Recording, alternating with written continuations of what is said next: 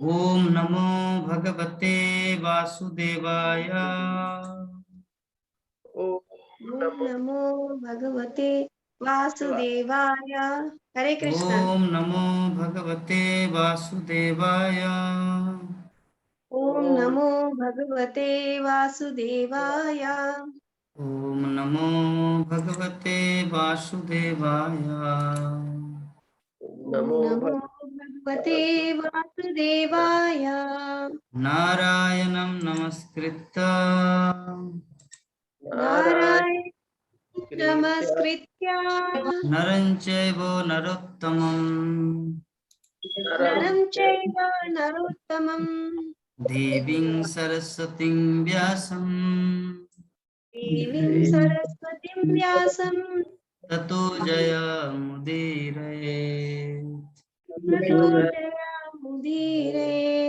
नष्टप्रायेषु अभद्रेषु नष्टप्रायेषु अभद्रेषु नित्यं भागवत सेवया नित्यं भागवता सेवया भगवती उत्तम श्लोके भगवते उत्तमश्लोके भक्तिर्भवति नष्टिकी। भक्तिर्भवति नैष्ठिकी। श्रीमद् भागवतम प्रथम स्कंद चतुर्थ अध्याय श्लोक संख्या 19।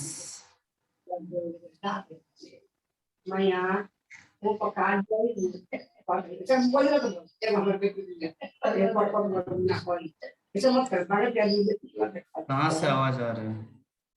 म्यूट कीजिए जिससे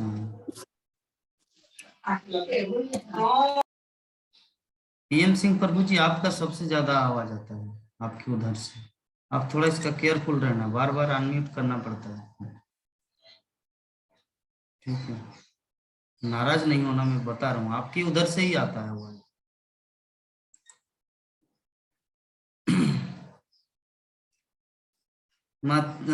चातुर्हत्रम कर्म शुद्धम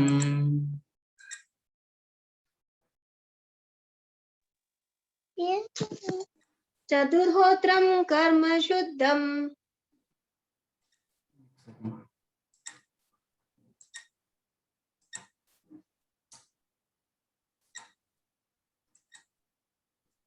प्रजानां वीक्ष्य वैदिकं प्रजानां वीक्ष्य वैदिकम् वेदहद्ग संतत्ते ये दधाद्याज्ञ सन्तत्यै वेदमेकं चतुर्विधम् वेदमेकं चतुर्विधम् चातुर्होत्रं कर्म शुद्धम् चातुर्होत्रं कर्म शुद्धम् प्रजानां दीक्ष्य वैदिकम् प्रजानां वीक्ष्य वैदिकम् वेदधातज्ञ संतत्ते वेदाद्य सन्तत्यै वेदमेकं चतुर्विधम्। वेदमेकं चतुर्विधम्। पढ़िए।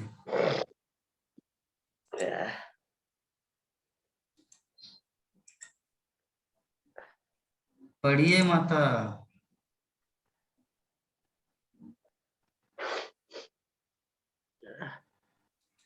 हरे कृष्ण।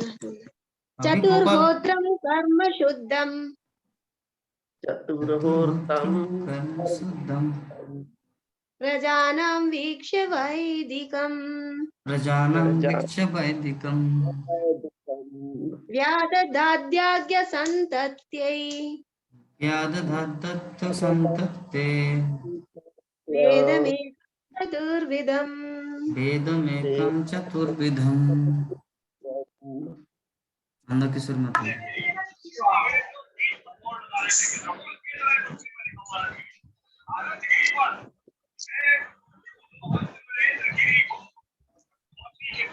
क्या हुआ नंदकिशोर माता जी, पढ़ने के लिए बोले तो?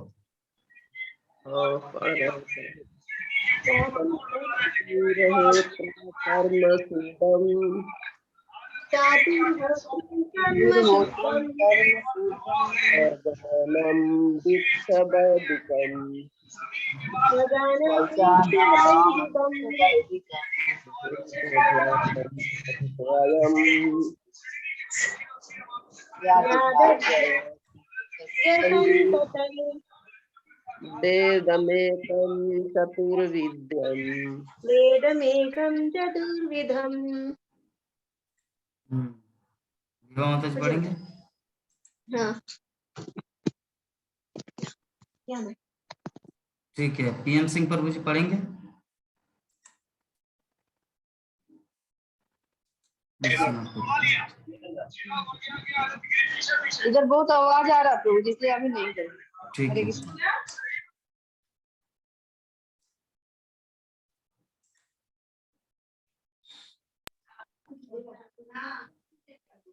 आवाज नहीं आ रही प्रभु जी। पढ़िए तब तो आवाज आएगा ना। पढ़ना है प्रभु जी। चतुर्होत्रम कर्म शुद्धम चातुर्होत्रं कर्म शुद्धं नाम भिक्ष वैदिकम प्रजानां वीक्ष्य वैदिकम्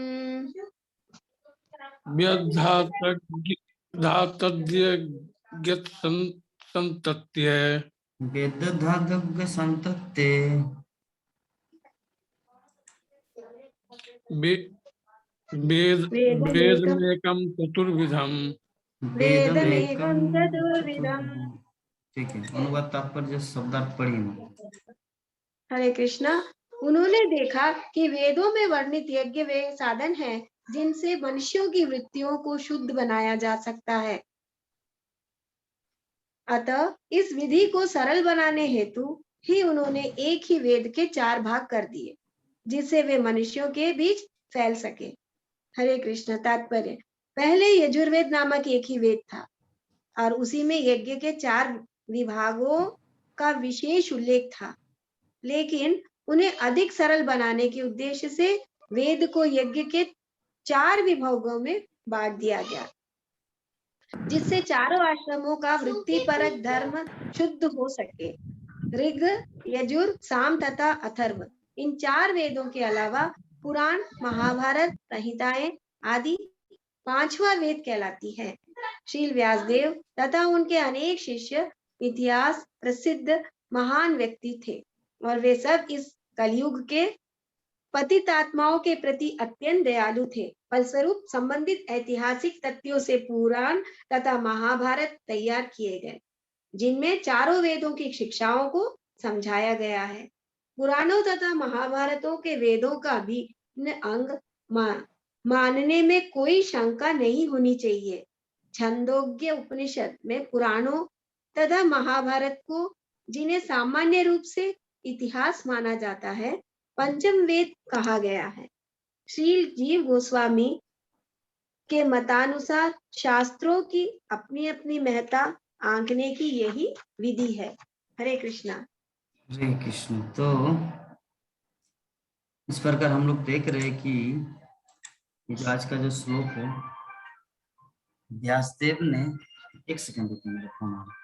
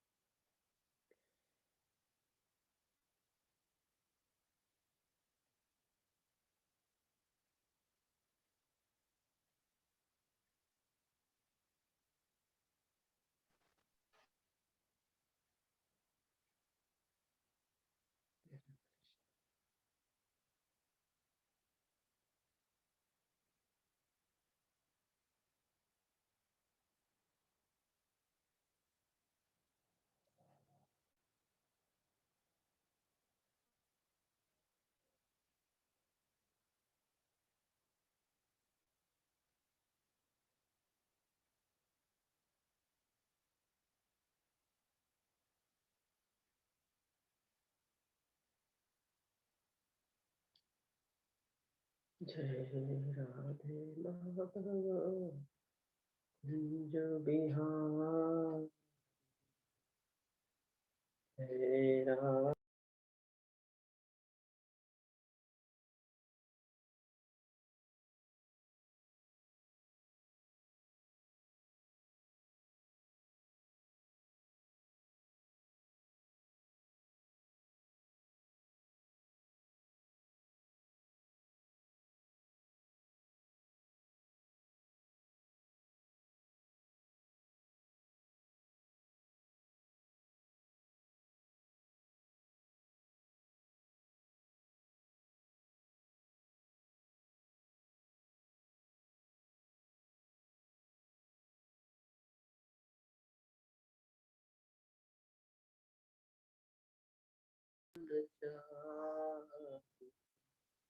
माता जी सुनाई दे रहा है?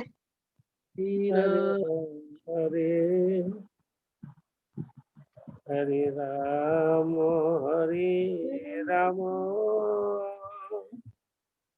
राम राम हरे हरे हरे कृष्ण हरे हरे कृष्ण कृष्णा कृष्णा कृष्णा हरे हरे, हरे राम राम राम हरे।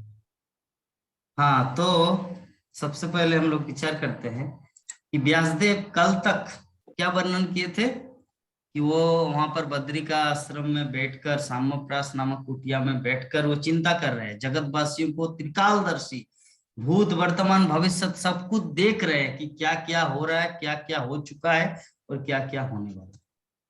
हाँ, तब उन्होंने देखा, क्या देखा? व्यासदेव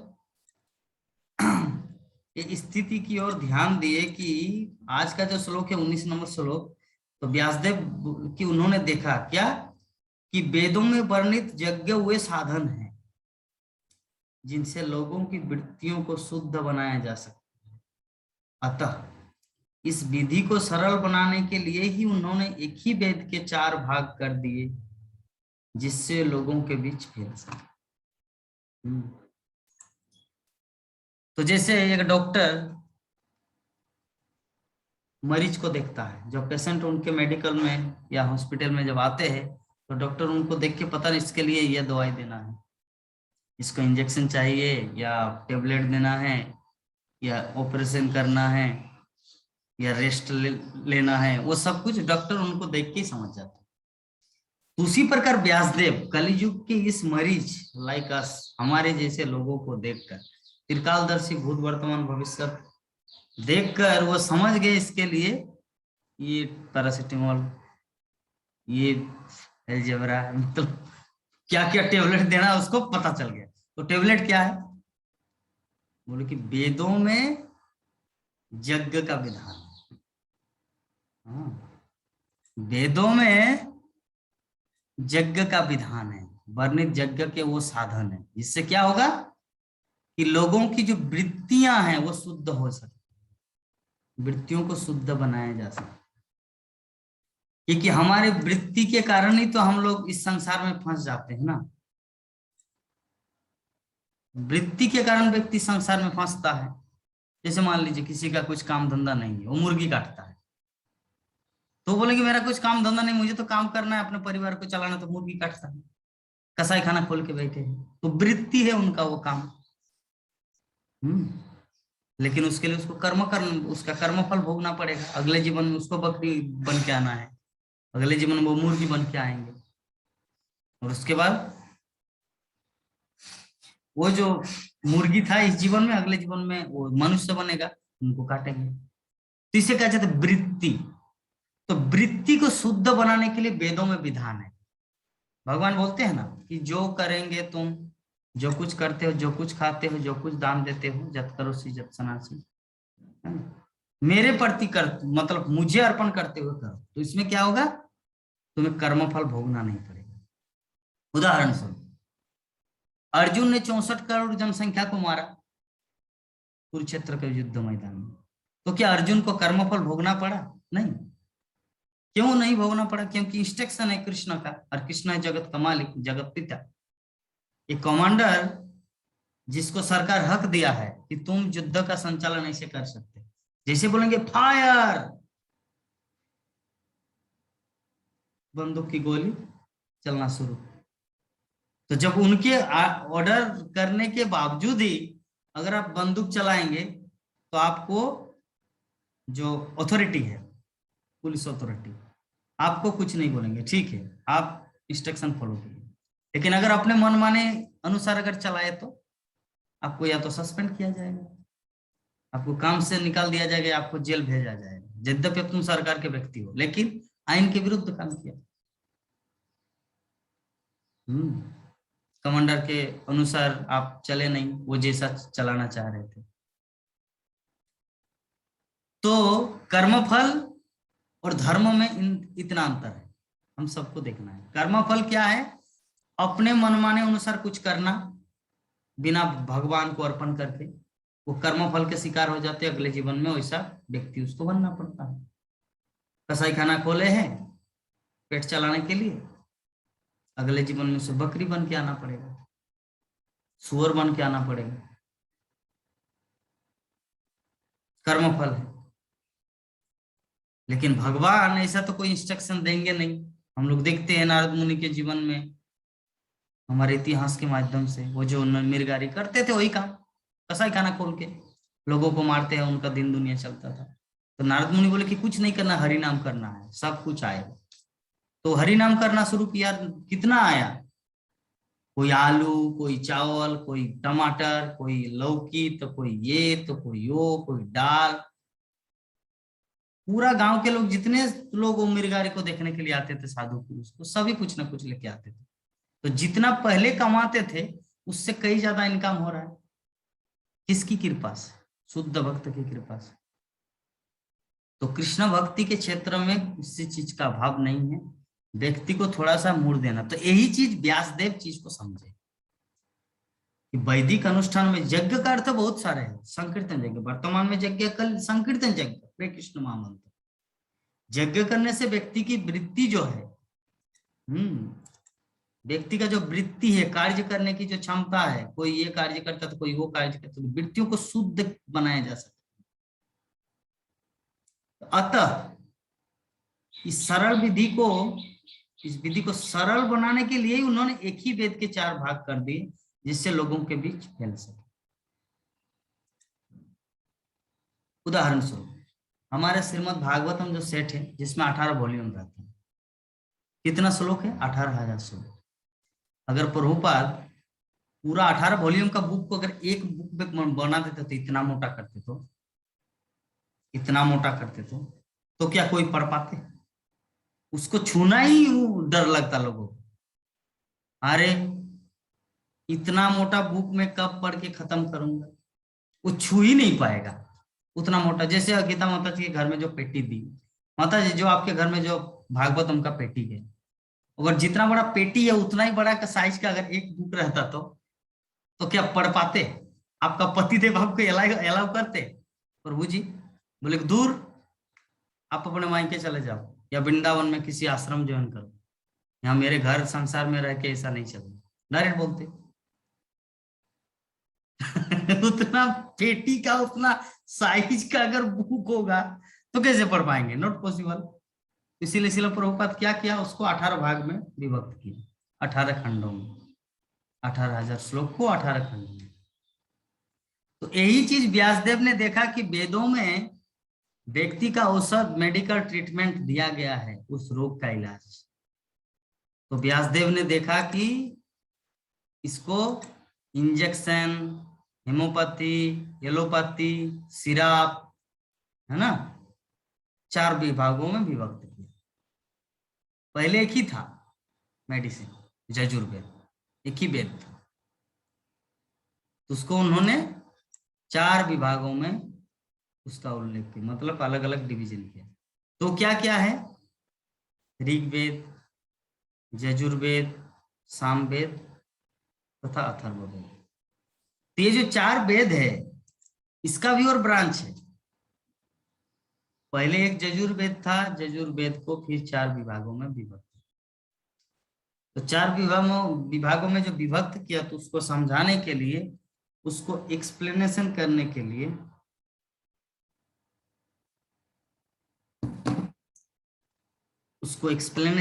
के लिए क्या किया आगे?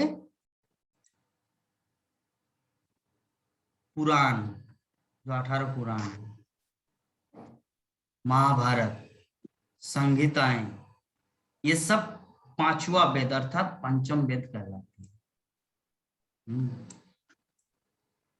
तो श्री व्यासदेव तथा उनके शिष्य, अनेक शिष्य इतिहास प्रवृत्त व्यक्ति थे और वे सब इस कली की पतित आत्माओं के प्रति अत्यंत दयालु थे।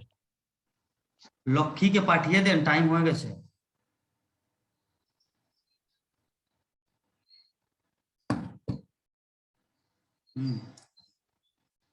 तो व्यासदेव तो सिर्फ अकेला नहीं थे, उनके बहुत सारे शिष्य थे। तो उन्होंने क्या किया, विभिन्न संहिता, ब्रह्म संहिता, अनंत संहिता, गर्ग संहिता, महाभारत का विभिन्न वन पर्व, शांति पर्व, राजधर्म विभिन्न, तो ये सब शास्त्रों का निर्माण कार्य शुरू कर दिया व्यासदेव। इसके बाद कैसे आएंगे श्रीमद् भागवतम, इस पर का नारद मुनि आएगा, वो तो हमारा सब्जेक्ट है ही।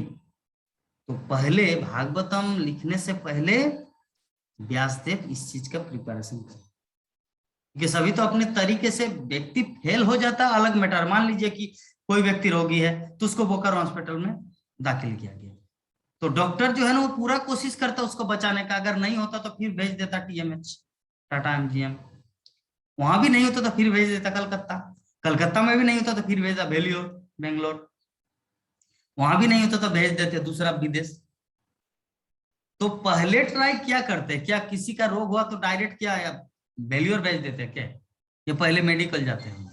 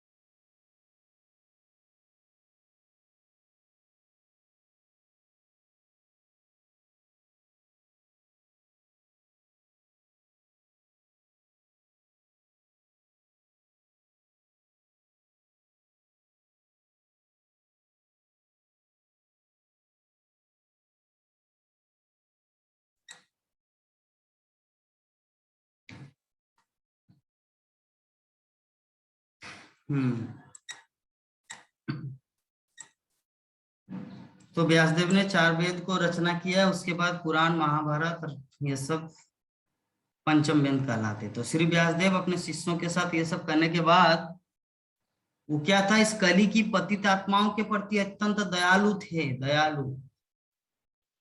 दयालु किसको बोला जाता है? डॉक्टर को भी बोला जा सकता, लेकिन पैसा लेता है। पैसा तो लेंगे, क्या करे, वो भी तो बहुत अपना जमीन बेच के, अपना माता पिता का क्या बोलते हैं अलंकार बेच के, जो गरीब होता है जो डॉक्टर बना है, तो अभी तो पैसा तो आएगा ही, वो तो फ्री चिकित्सा कर नहीं सकता। और जो सरकारी डॉक्टर है उनका तो अलग मैटर है, सरकार उसको प्रोवाइड करता है। तो अभी विषय वस्तु जो है, विषय वस्तु ये है कि दयालु शब्द यहाँ पर जाए, अत्यंत दयालु थे। कौन? व्यासदेव। तो व्यासदेव अत्यंत दयालु क्यों थे? क्योंकि उनको पता है कि इस संसार में व्यक्ति भटक गए हैं। इस संसार में जितने सारे प्राणी का जन्म होता है वो अज्ञानता के कारण जन्म लेता है।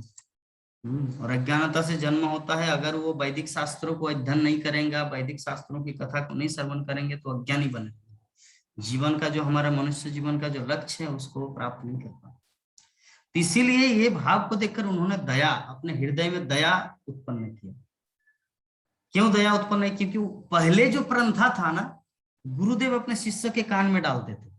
ये हरि कथा ऐसे लिखा लिखी कोई बुक, पुस्तकालय, लैपटॉप में ये सब स्क्रीन, ऐसा कुछ नहीं था।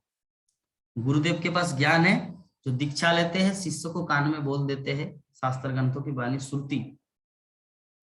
कलियुग के बाद में तो ऐसा हुआ, जब कलियुग प्रारंभ होने वाले तब तो व्यासदेव ने लिखा। पहले तो ये सब ग्रंथ नहीं था, पहले स्रोत पंथा था। इस चीज को समझना है, पहले स्रोत पंथा था। स्रोत मतलब गुरुदेव शिष्य को बोलता है, शिष्य जब गुरु बनता है फिर दूसरे शिष्य को बोलते हैं, वो शिष्य जब गुरु बनता है तो वो फिर अपने शिष्य को बोलते। इस प्रकार परंपरा धारा से वैदिक ज्ञान प्राप्त हुआ। पहले ये सब बुक्स नहीं था।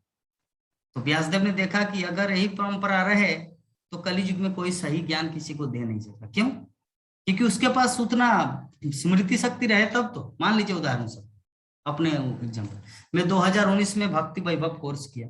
कहाँ से? मायापुर इंस्टीट्यूट से। तो मायापुर इंस्टीट्यूट से मैं 2019 में भक्ति वैभव का कोर्स किया। तो भक्ति वैभव का कोर्स करने के बाद अभी मैं आप लोगों के सामने अगर ऐसे लेक्चर झाड़ता विदाउट भागवतम का श्लोक, विदाउट भागवतम का तात्पर्य, खुद देखिए भागवतम का तात्पर्य और अनुवाद श्लोक के बिना ही अगर मैं प्रवचन करता, नहीं मैं 2019 में भक्ति वैभव किया हूं, उसी आधार पर अगर प्रवचन करता तो क्या हाल होता? उटपटांग बोलते, सही ज्ञान नहीं था। क्यों क्यों उटपटांग बोलते? क्योंकि स्मृति शक्ति कलियुग में उतना पावरफुल नहीं है।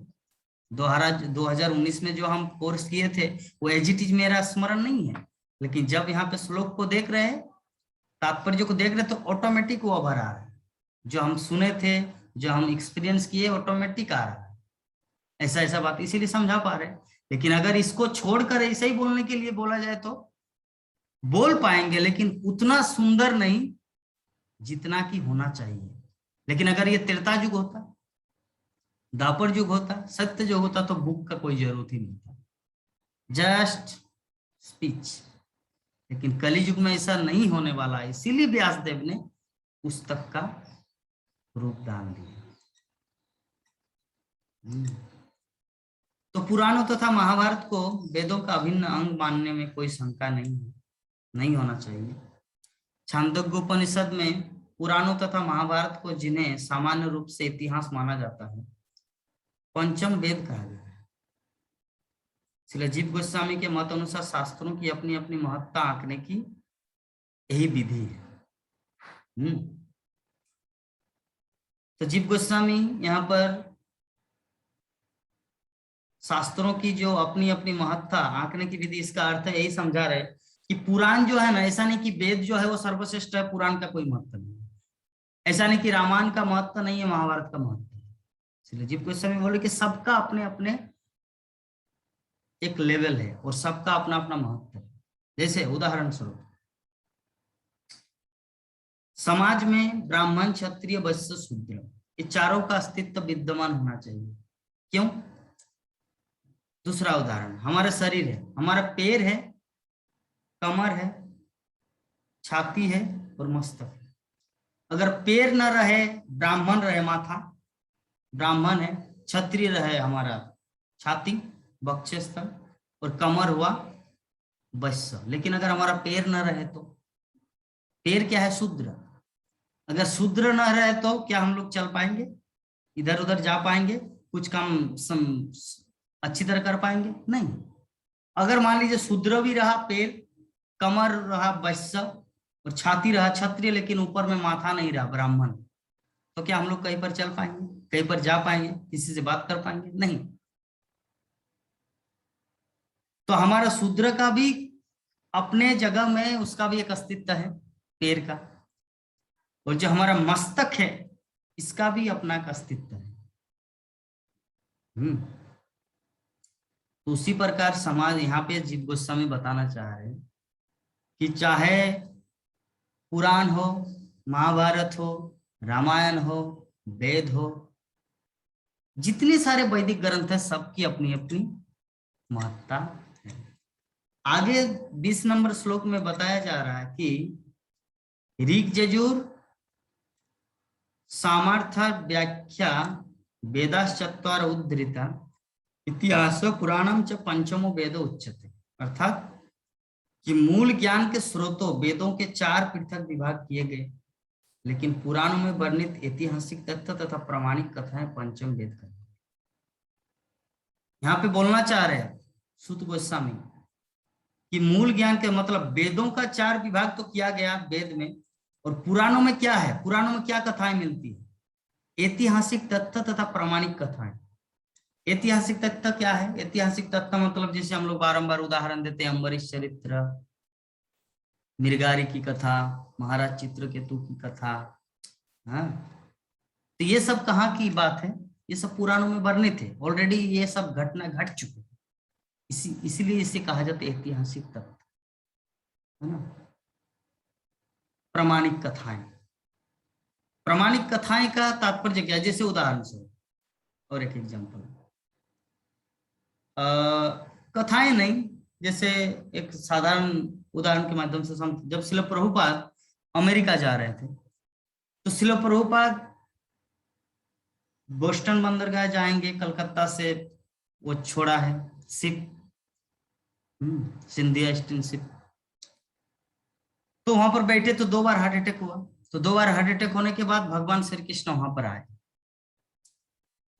है ना, और उसको सांत्वना दी, उसकी मतलब उसके मस्तक पे हाथ रखा और श्रील प्रभुपाद को बोले तुम अमेरिका जाओ तो सही, सब कुछ मैं ऑलरेडी कर चुका हूं, तुम जाओ, सब कुछ रेडी है। तो अगर कोई पूछ सकता कि भगवान कृष्ण तो 5000 वर्ष पूर्व आए थे इस संसार में,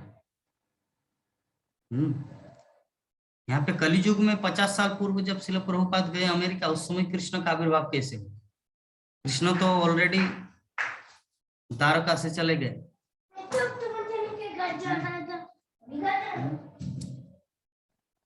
ये कैसे संभव है? लेकिन यहाँ पे जो श्रील व्यासदेव बता रहे, मतलब सूत गोस्वामी जो बता रहे, वही चीज कि प्रामाणिक कथाएं, जो पुराणों में क्या है, ऐतिहासिक तथ्य है, तो प्रामाणिक कथाएं, इसे पंचम वेद करना। ये सब कोई भी चीज झूठा नहीं है, प्रामाणिक कथाएं ये सब झूठा नहीं है। जैसे मीराबाई ने कृष्ण को देखा, गिरिधर के मूर्ति में अपने आप को, मतलब भगवान के विग्रह में अपने आप को समाहित कर दिए, तो उसमें भी कोई प्रश्न कर सकता कि भगवान कृष्ण तो 5000 वर्ष पूर्व आए थे द्वापर युग में, मीरा के जीवन में कैसे आए? कोई पूछ सकता है। तो भगवान का प्रकट और अप्रकट अपने शुद्ध भक्तों के हृदय में वो प्रकट होता है, शुद्ध भक्तों के साथ किसी भी समय प्रकट हो सकता है। भगवान के लिए कोई ऐसा देश काल पात्र, हेलीकॉप्टर जो है ना, वो हेलीकॉप्टर कहीं भी किसी भी समय उड़ के कहीं पर भी आ सकता है, लेकिन अगर ट्रेन को जाना तो ट्रेन के लिए लाइन जरूरत होता है। अगर कोई बस जाना है तो उसके लिए रोड चाहिए, ट्रेन है तो उसके लिए रेलवे लाइन चाहिए। लेकिन हेलीकॉप्टर अगर किसी के छत में भी वो रुक सकता है, ठहर सकता है, वन के जंगल के घनघोर वहां भी रुक सकते हैं, क्योंकि हेलीकॉप्टर की क्षमता है। उसी प्रकार भगवान के लिए ऐसा कोई रोक टोक नहीं है कि मतलब वो तो कलियुग में क्यों आएंगे, वो तो द्वापर युग में भगवान का उल्लेख है, मीरा के जीवन में कैसे आए, ये सब झूठा है। नहीं, भगवान कुछ भी कर सकता है, भगवान अचिंत तत्व है, हमारे चिंतन शक्ति से बाहर के विषय। हाँ, तो इस प्रकार यहाँ पे हम लोग देखे, सूत गोस्वामी बताए कि मूल ज्ञान के स्रोतों वेदों के 4 पृथक विभाग किए गए, लेकिन पुराणों में वर्णित ऐतिहासिक तथ्य तथा प्रामाणिक कथाएं पंचम वेद कर। उसके बाद बोले तत्र वेदधर पैलो सामगो जेमिनी कवि वेशम पायन एवेको निस्नातो जजु साम। अर्थात वेदों के 4 खंडों में विभाजित हो जाने के बाद पैल ऋषि ऋग्वेद के आचार्य बने, और जेमिनी सामवेद के। यजुर्वेद के कारण एकमात्र वैशंपायन यशस्वी। तो ये जो वेदों को 4 विभाग रचा गया, तो उसका अलग अलग, जैसे हम लोग जब स्कूल में जाते हैं मैथमेटिक्स का टीचर अलग होता है,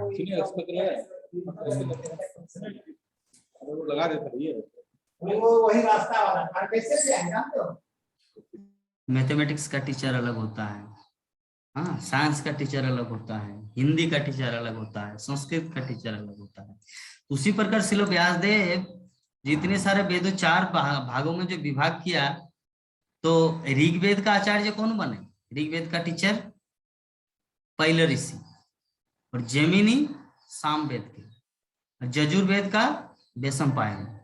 तो विभिन्न वेदों को उनके बहुविध विकास के लिए विद्वान को सौंप दिया गया।